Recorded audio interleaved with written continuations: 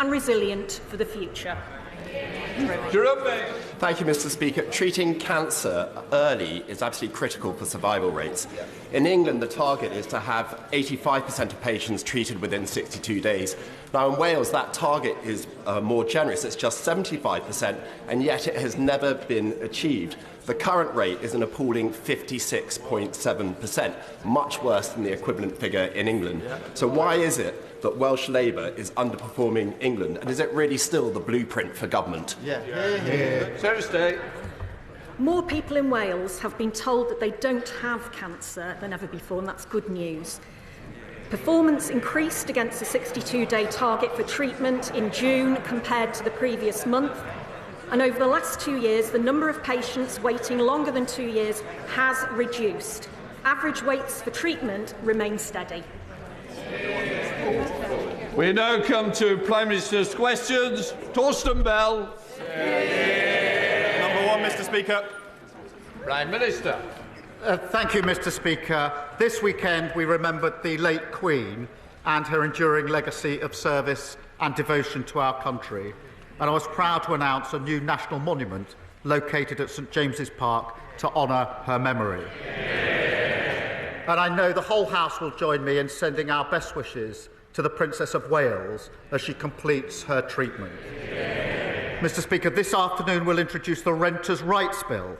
After years of inaction, this government will oversee the biggest levelling up of renters' rights in a generation, and I urge the whole House to get behind it. And later this week I'll visit Washington to meet President Biden for a strategic discussion on foreign policy. Mr. Speaker, this morning I had meetings with ministerial colleagues and others. In addition to my duties in the House, I shall have further such meetings later today. Torsten Bell. Thank you, Mr. Speaker. Back in the 1990s, the Conservatives claimed that the minimum wage would cost 1 million jobs. Instead, low earners have seen the fastest pay rises year after year, with no effect on employment. Year after year, which they oppose. Today, and under their watch, 1 million workers are on 0 hours contracts, and over a million people have no sick pay whatsoever, facing risks that nobody in this House would bear. The details matter, but it is outdated nonsense. Order. Please sit. One, it's easier if you face me, I can hear it better. But the second part is it's meant to be a question, not a statement. No, I decide. Prime Minister, don't I? Thank you, Mr. Speaker. Economic growth is our #1 mission, and that's why we forged a new positive relationship with business. But too many people are insecure at work, and that holds them back and holds our economy back. This government was elected to deliver for working people, and that is exactly what we will do. We come to the Leader of the Opposition, Rishi Sunak. Thank you, Mr. Speaker. Can I join with the Prime Minister in his words about Her late Majesty, the Queen, but also in his words about the Princess of Wales? She's been in the thoughts of everyone across the country, and I know everyone in the House will be delighted and relieved at the progress that she has made. May I also, Mr. Speaker, take this opportunity to pay tribute to Nicholas Howard. This is his last Prime Minister's questions after supporting 8 consecutive Prime Ministers through these sessions. Never my favourite part of the week, but his commendable service made it far more manageable. Mr. Speaker, yesterday Labour MPs voted to remove the winter fuel payment from over 10 million British pensioners, including those with just £13,000 of income. With that decision debated and made, it is now important that the House understands the full consequences of the government's choice. So can I very specifically ask the Prime Minister, will he now publish the impact assessment before the House rises? Prime Minister. Mr. Speaker, the fact of the matter is this. They left a £22 billion black hole. Hid it from the OBR. Richard Hughes is absolutely clear. It's the largest year-ahead overspend outside of the pandemic. Now, of course, when it comes to mitigations and impacts, we put those in place, ramping up pension credit, dealing with housing benefit and linking it, something the party opposite didn't do for years. And because of the tough decisions that we're making to stabilise the economy, we can make sure that the triple lock shows that increases in pensions will outstrip any loss of payments. But before he complains about us clearing up his mess, perhaps he'd like to apologise for the £22 billion black hole. Mr. Speaker, this has got... Mr. Speaker. I want to hear the question. Mr. Speaker, when I was in government, I delivered record increases in the state pension. We protected the winter fuel payment and we gave pensioners cost of living benefits. He's the one that's taking money away from pensioners on £13,000, Mr. Speaker. But this has got nothing to do with the public finances. His own Chancellor just this morning, his MPs may not have been listening to her, his own Chancellor this morning admitted that she would prefer it if this policy didn't even raise any money, Mr. Speaker.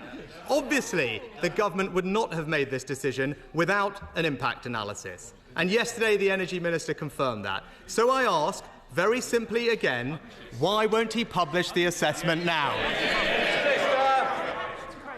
Mr. Speaker, I remember the days when the Conservative Party used to be concerned about balancing the books. They've left a £22 billion black hole. Responsibility for this decision lies there. The only way to rebuild our country and invest in our public services and make sure everyone is better off is if we clear up their mess and deal with the £22 billion black hole. But, Mr. Speaker, last week we learned that the Shadow Housing Secretary was calling for means testing of winter fuel payments. Now it turns out that the Shadow Paymaster General agrees with her and even boasted about texting his own mother saying she didn't need the payment. Until he apologises for the mess they've created, he's no position to criticise the action that we're taking. Mr. Speaker, they're shouting now, but those arguments didn't even convince 50 of his own MPs, who suddenly found that they had urgent business elsewhere yesterday, Mr. Speaker. But we know why he's hiding the impact assessment. The Labour Party's own previous analysis claimed that this policy could cause 3,850 deaths. So are the numbers in his impact assessment higher or lower than that? Prime Minister. Mr. Speaker, we're taking this decision to stabilise the economy. That means we can commit to the triple lock. By committing to the triple lock, we can make sure that payments of state pension are higher, and therefore there's more money in the pocket of pensioners, notwithstanding the tough action that we need to take. But he goes around pretending that everything's fine. That's the argument he tried in the election. And that's why he's sitting there and we are sitting here. Mr. Speaker, today pensioners watching will have seen that the Prime Minister has repeatedly refused to admit or to publish the consequences of his decision, and we will continue holding him account for that. But changing topics, Mr. Speaker, today is Back British Farming Day, where we recognise that British farmers produce food that is higher quality, has higher welfare standards and higher environmental standards than imported food. And at a time of increasing global volatility, they are also crucial for our food security and national security. Can he therefore confirm, whether he will be adopting the NFU's recent proposal to enshrine a national food security target in law? Prime Minister. Well, food security is really important. I'm glad he's raised that. We have talked to the NFU about this, and rural issues are really important, and that's what we fought the election on, where we've got a lot of rural constituencies sitting behind me now. We'll continue to talk to the NFU. We do take food security very, very seriously. Mr. Sunak. I'm not sure I did hear a specific answer, Mr. Speaker, but farmers also do great work to preserve the beauty of the British countryside, and something I'm sure that the Prime Minister will appreciate, given his newfound preference for landscapes over political portraiture. But when it comes to land use, there are currently protections in place to ensure that the most productive farmland is used for food production rather than alternatives like solar. So does he agree that it is not appropriate or right that developers with a vested interest, grade the quality of that farmland themselves? And will he look at making that process independent? Prime Minister. Mr. Speaker, rural communities were neglected under the last government. Confidence was at an all-time low. And thousands of food and farming businesses have been forced out of business. Now, of course, we will work with them. Of course, we'll get the balance right. But we're again picking up, clearing up the mess and rebuilding our country. Mr. Speaker, as a glimpse, in Wales, the Labour government hammered farmers, hitting them with top-down eco-targets. And Labour's own assessment of those plans said that it would lead to thousands of job losses, less food security and destroy rural incomes, while farmers described it as bleak and damaging. So can he reassure English farmers that he won't threaten their livelihoods, and can he rule out imposing those same top-down targets here? Prime Minister. We will work with farmers across the whole of the United Kingdom, as we've made clear, to support them. But here we are. Absolutely clear. No contrition, no responsibility for the economic black hole, the broken NHS, the prison crisis, the ruinous legacy of 14 years of failure. We've started rebuilding the country. Renters reform, house building, GB Energy, National Wealth Fund, Border Security Command, I could go on. Whilst they try to rewrite history, we're getting on with building a better country for the future. Madam Martin. Thank you, Mr. Speaker. I'm sure the whole House will firstly join me in paying our respects to Lieutenant Rodri Lyshan, who tragically passed away last week. My thoughts are with the family, loved ones, HMS Queen Elizabeth crew during this very difficult time. Mr. Speaker, housing in Portsmouth is in dire straits. But local residents in Portsmouth North have valid concerns around population density, infrastructure and the environment. So I'm glad this government is working on delivering affordable housing in the city. Can the Prime Minister ensure that the infrastructure is properly considered and that communities are involved in the planning process for any new developments? Can I start by saying I'm sure the whole House will want to join me in sending condolences to the family of Lieutenant Lyshan. I agree with her on the desperate need for affordable housing, and that's why we're going to deliver the biggest social and affording housing uplift in a generation. We will get Britain building again 1.5 million houses, because the dream of home ownership was snuffed out under the last government. We now come to the leader of the Liberal Democrats, Sir Ed Davey. Thank you, Mr. Speaker. Can I associate myself and my party with the comments made earlier by the Prime Minister about our amazing late Queen, and also join him in sending our best wishes to Her Royal Highness Princess of Wales. I don't think anyone could have not been moved by her powerful video, and we hope that she'll make a full and speedy recovery. When it comes to fighting cancer, we know all too well that every day counts. But in the last year of the last government, there were over 100,000 patients waiting more than 2 months just to start their urgent cancer treatment, the worst on record. So will the Prime Minister help boost cancer survival rates by guaranteeing that every patient can start their cancer treatment within 62 days? Well, I thank him for that question on a really important issue, and there's a report out by Lord Darcy tomorrow which will set out in stark terms the failure in terms of cancer treatment under the last government, which is a really serious issue. This timeline matters, which is why we're taking steps straight away to make sure that we can comply with that timeline, because lives depend on it. And that's why we've already taken a decision to put more scanners in to catch this early and use technology. It's a very serious issue, very serious failure by the last government. Sir Ed Davey. Prime Minister, for that answer, and obviously look at the plans that the government is putting forward. Last night, Liberal Democrats voted against the withdrawing of winter fuel payments. We believe it's just wrong to balance the books by removing the support from pensioners. But we do understand that there are some difficult choices to be made to clear up the appalling financial mess left by the last Conservative government. One of the many reasons for that mess was the Conservatives prioritising tax cuts for the big banks, costing £4 billion a year. They pay more tax. So, will the Prime Minister instead reverse those cuts so that we can afford to support millions of struggling pensioners through this very hard winter?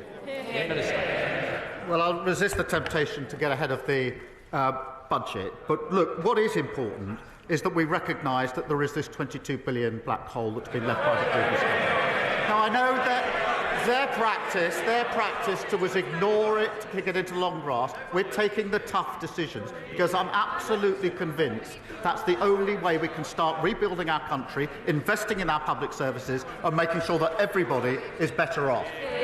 Patrick Hurley. Thank you, Mr. Speaker. My Southport constituency has experienced a difficult summer.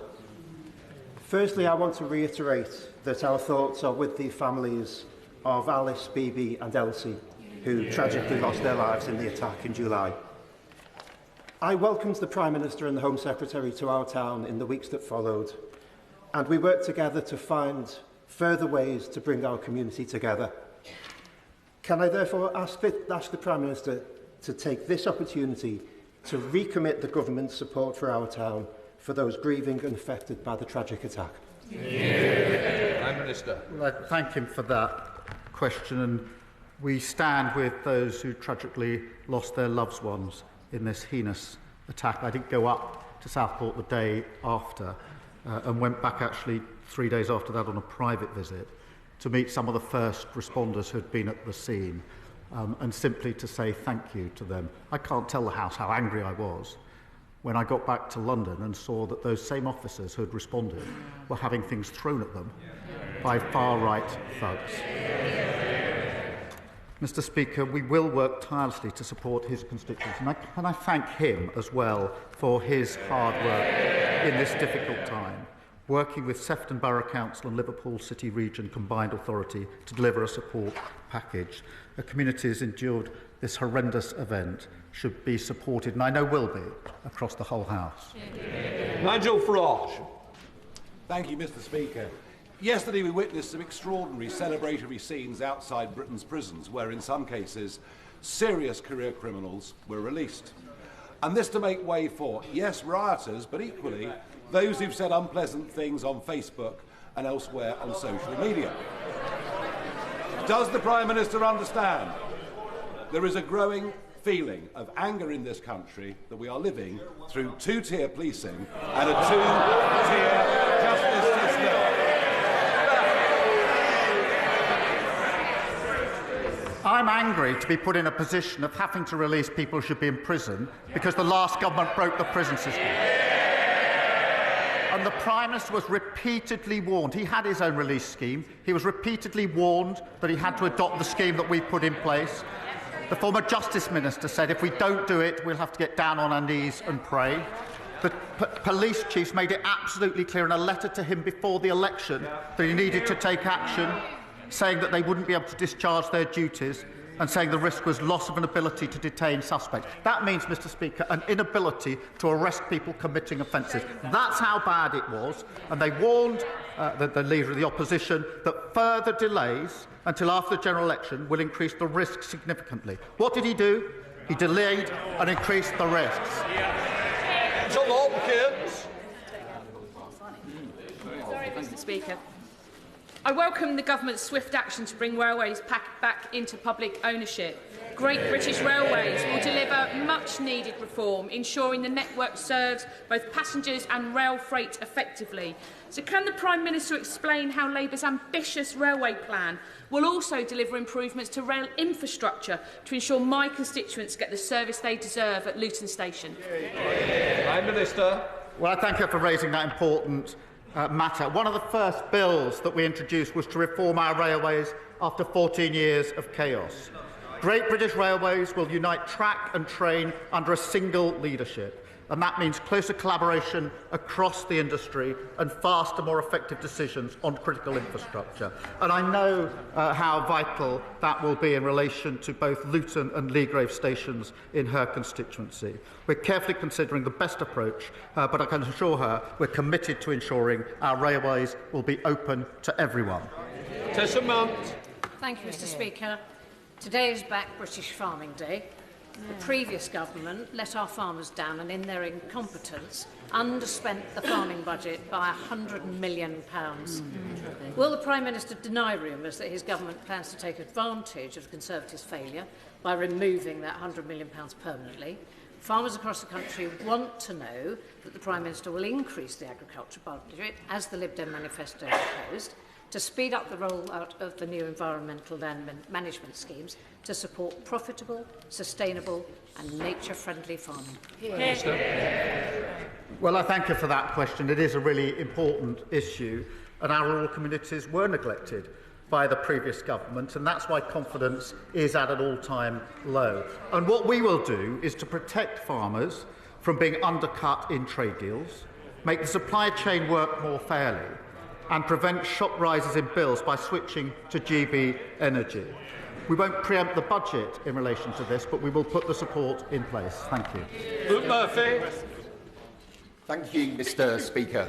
Many of my constituents, including those at Chapel Gate, have told me about the so-called management agents who charge them rip-off service fees and then fail to provide even the most basic of maintenance.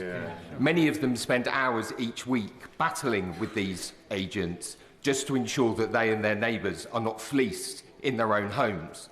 Will the Prime Minister recommit this government to act where the previous government failed to reform the leasehold system, which is archaic, outdated and feudal? Prime Minister. Well, can I first welcome the first ever Labour MP for Basingstoke? And yes, we will reiterate our commitment to act to bring the feudal leasehold system to an end and ensure leaseholders can benefit from more rights, power and protections over their homes. Brendan O'Hara. Mr. Speaker, international law is clear. Dropping £2,000 bombs on densely populated civilian areas is a crime. And it's beyond dispute that Israel has used F-35s to do exactly that. Yet the government has chosen to exempt F-35 components from the arms licence suspension, when all it had to do was say that Israel could not be the end user if UK manufactured parts were included. Last week, Mr. Speaker, the Prime Minister stood at that dispatch box and he said, we either comply with international law or we do not. That's right. Why has he chosen not to? Prime Minister. We are complying with international law. We've set out our reasoning, and I think all fair-minded members of the House would support the decision that we've taken. The most important thing now is that we get a ceasefire in place. That is one of the topics that I'll be discussing on Friday to ensure that the remaining hostages can come out, that aid that's desperately needed can go in, and we can start the process to a two-state solution, which is the only way to lasting peace. Graham Downey. Fife has a proud defence heritage, and in my constituency of Dunfermline and Dollar, that continues with the dockyard at Rosyth constructing Type 31 frigates for the Royal Navy, along with a local supply chain of local SMEs. So will the Prime Minister ensure the Strategic Defence Review team visits areas of strategic importance such as Fife so they can engage fully with the local supply chain and ensure the SDSR supports Britain's security as well as local economies? Prime Minister. Well, I thank him for that question and for championing his constituency, including the work at Rosyth Dockyard. The Strategic Defence Review will ensure that defence is central both to security and to economic growth and prosperity. The review will consult widely, including across the devolved nations, and I know the reviewers recognise the strategic importance of constituencies like his, and I will ensure that he gets the chance to meet the relevant minister to discuss the particular issues in his constituency. Dr Neil Hudson. Thank you, Mr. Speaker. The previous Conservative government committed to a rebuild of Whipps Cross Hospital, the Princess Alexandra Hospital in Harlow, and the establishment of a new community You have to sit down a minute. Look, I'm determined to hear this question. I don't expect the front bench to be shouting me down, and it won't happen. Thank you, Mr. Speaker. The previous Conservative government... Trying to join in again? Thank you, Mr. Speaker. The previous Conservative government committed to a rebuild of Whipps Cross Hospital, the Princess Alexandra Hospital in Harlow, and the establishment of a new community diagnostic centre at St Margaret's Hospital in Epping. Will the new Labour government honour these commitments and progress these projects in full, which are so vital to improving the health services needed by my constituents of Epping Forest? And if it helps the Prime Minister at all with his answer, these services will also help some of the constituents of his Health Secretary just next door in Ilford North. Prime Minister. Well, look, he's right to champion the hospitals in his constituency, quite right to do so. The problem with what the last government promised was this. They promised 40 new hospitals. The problem was there weren't 40, they weren't new, and many of them weren't hospitals. So we need to review what we can do and put it on a sustainable, deliverable basis. But we will, and he's right to champion those in his constituency. Or are being built. Annalise Bidgley. Thank you, Mr. Speaker. Last week, I met my constituent, Cheryl Corbell, mother of Olivia Pratt Corbell, the 9-year-old tragically murdered in 2022. Cheryl is campaigning for Olivia's Law, which would compel convicted criminals to attend court and face the judge and receive their sentence. Will my right honourable friend commit to supporting Olivia's Law and meet Cheryl to discuss how we can move this forward without delay? Prime Minister. Mr. Speaker, in the King's Speech, we confirmed that we intend to introduce legislation this session so courts have the power to order the most serious offenders to attend their sentencing hearings.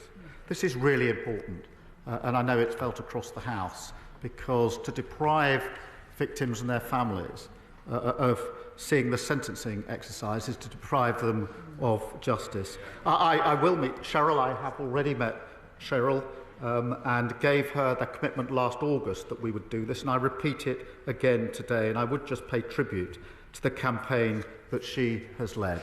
Thank you, Mr. Speaker. If the Prime Minister was a pensioner earning $11,350 this year and receiving no winter fuel payment, what would he prioritise this Christmas? Heating or eating? Prime Minister. Mr. Speaker, we have to be clear why this decision is being made. A £22 billion black hole.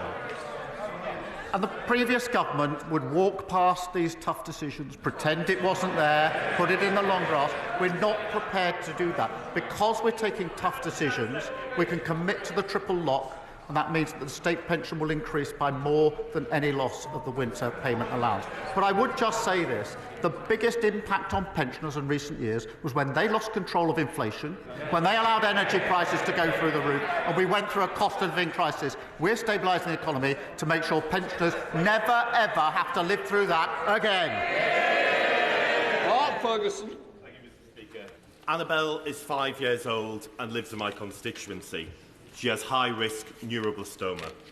Annabelle has endured 15 months of chemotherapy, high-dose chemotherapy, stem cell harvest, proton therapy, immunotherapy, hair loss, nasal feeding. Now she urgently needs the drug DFMO, not yet available in the UK. It must be administered within 90 days of the end of immunotherapy. 91 days is too late. Will the Prime Minister please meet with Annabelle's parents to discuss the life-saving care that she needs? Prime Minister. Well, can I pay tribute to Annabelle for her incredible bravery and understand how important it is that cancer patients are able to benefit from rapid access to effective new treatments. The manufacturers of this drug have applied for a UK licence through Project Orbis, which allows the rapid review and approval of new cancer treatments. And we'll ensure that process is completed as quickly as possible. And I will also ensure that the Health Minister does set up the meeting that he's asked for. Dame Harriet Baldwin. Thank you, Mr. Speaker. I thought that socialism was about taxing those with the broadest shoulders in order to help the most vulnerable. But it appears that Starmer socialism involves scaring those with the broadest shoulders out of the country by taking away the winter fuel allowance of frail 90-year-olds living in drafty homes. Will the Prime Minister apologise to my shivering constituents for his personal choice? And will he reverse this chilling decision? My choice is to stabilise the economy after 14 years of failure. And I'll tell you for why. Because when a government loses control of the economy, it's working people who pay the price, and I will not let that happen under a Labour government. Paulette Hamilton. Thank you, Mr. Speaker. More than half of people with pancreatic cancer die within 3 months of diagnosis, and 7 in 10 people never even receive treatment. Every 2 minutes in the UK, someone is diagnosed with cancer. But for those diagnosed with the least survivable cancer, time has too often already run out. I'm really proud of the Labour government's commitment to our NHS, but will the Prime Minister now commit to reviewing a long-term cancer strategy so we can improve diagnosis and treatment rates in this country? Prime Minister. I thank her for raising this important issue, and it's obviously the second time it's been raised in this session. I'll have a lot more to say tomorrow when I deal with Lord Darcy's report. I pay tribute to her tireless campaigning, particularly in relation to pancreatic cancer. Cancer patients have been failed by the last government, waiting far too long for diagnosis and treatment. We'll get the NHS catching cancer on time, diagnosing it earlier and treating it faster, so more patients survive this horrible set of diseases. Louis French. Thank you, Mr. Speaker. Thank you. Following Labour's disgraceful political decision to scrap winter fuel payments with little notice to millions of pensioners, will the Prime Minister today rule out scrapping concessionary travel fares and council tax discounts, which also help millions of pensioners across the UK? Yes or no? Prime Minister. Well, as he knows very well, I'm not going to preempt the budget. It will all be set out in due course. Speaker, can I pass on the heartfelt thanks on behalf of the Bolton Council of Mosques, who greatly appreciated the dedication and leadership that the Prime Minister showed during the recent riots over the summer. Does my right honourable friend agree with me on the importance of supporting interfaith and community groups who play a vital role in bringing people together? Minister. Well, I thank her for raising that. And we owe an incredible debt of gratitude to our police for their courage in dealing with the recent disorders.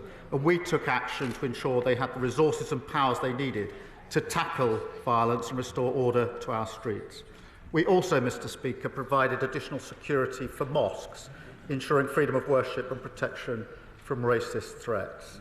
And in the aftermath, we saw communities who really represent Britain coming forward, led by faith groups and community organisations. They showed that unity and demonstrated our values of tolerance and of respect. Anne Davies. Diolch Llefarydd. Denmark has been undergrounding its electricity cables since 2008, building infrastructure and maintaining responsible stewardship of the countryside. The Welsh Labour government's policy is for all new power lines to be placed underground where possible. The UK Labour government favours overhead pylons. Why is his government opposing Welsh colleagues in Wales? We are absolutely committed to the transition to renewable energy. The reason for that is because it gives us energy independence, it lowers the bills, and of course the next generation of jobs are tied up with it. We have to do it in a cost-effective way, and we'll make those decisions in the cost-effective way. Jessica Morton. Thank you, Mr. Speaker. The UK steel industry needs a serious government which works in partnership with both businesses and trade unions to secure a transition that's both right for the workforce and delivers economic growth in Wales. We know that deindustrialisation can be devastating to communities, so can the Prime Minister tell me how the government's safeguarding jobs and securing the future of steelmaking communities like ours for generations to come? Prime Minister. We're taking every step we can in relation to the steel industry because it's vital that we give it the support that it needs. We need steel in this country. We need steel made in this country. And our plans and our missions mean we're going to need more steel, not less. And it's the duty of the government to ensure jobs and communities and people aren't ignored in the transition and that jobs are protected. And Mr Speaker, I can say the Business Secretary will provide an update to the House this afternoon. Ollie Glover. Thank you, Mr Speaker. Oxfordshire has seen a huge amount of population growth in recent years without the infrastructure to match. Why is that? A new railway station on the Great Western Main Line between Didcot and Swindon, Grove and Wantage, would help to reduce traffic and improve access to both Oxford and London. Does the Prime Minister support investment in our railway, and would he meet with me to hear the case for a new railway station at Grove and Wantage? Prime Minister. Well, I thank the honourable member for raising this important issue, obviously very important for his constituents. And we are committed to putting passengers at the heart of our railways. Great British Railways will work closely with regional government, mayors, operators and passenger groups to ensure rail investment meets the needs of communities. And I will ensure that he gets the meeting that he wants with a relevant minister to discuss the issues in his constituency. That completes Prime Minister's questions. I'll let the front benches clear.